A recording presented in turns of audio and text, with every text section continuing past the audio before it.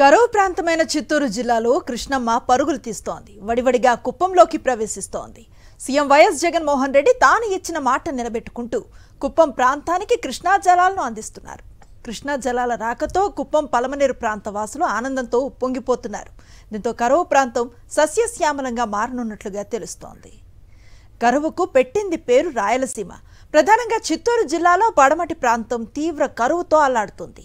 తంబళ్లపల్లె, మదనపల్లి, పుంగనూరు, పలమనేరు, కుప్పం ప్రాంతాలలో 1000 నుంచి 1500 అడుగుల వరకు బోరు వేస్తే కానీ నీరు గ్యారంటీగా లేని పరిస్థితి.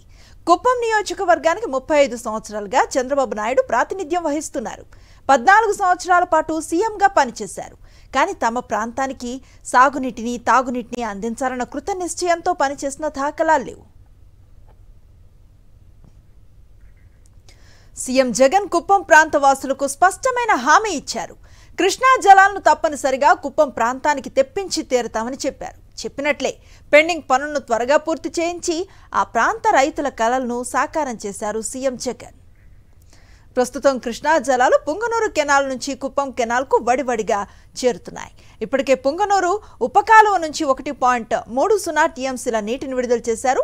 143 కిలోమీటర్ల మేర ప్రయాణించి ఈ నీరు కుప్పం ఉపకాలువకు చేరుకుంటుంది. పలమనేరు, కుప్పం నియోజకవర్గంలో 8 మండలాల్లో గల 4 లక్షల మందికి తాగునీరు, 110 చెరువులకు ప్రభుత్వం సాగునీరును అందిస్తోంది. అలాగే 6000 ఎకరాలకు సాగునీరును అందిస్తోంది. ఇందుకు సంబంధించి ఏర్పాట్లు చురుగ్గా జరుగుతున్నాయి. ఇప్పటికే కృష్ణా జలాలు కుప్పం నియోజకవర్గంలో రామకుప్పం మండల ప్రాంతానికి చేరుకున్నాయి. దీంతో రైతులు ఆనందాన్ని వ్యక్తం చేస్తున్నారు. తమ చిరకాల ఆకాంక్షను సీఎం వైఎస్ జగన్ నెరవేర్చారని సంబరపడుతున్నారు.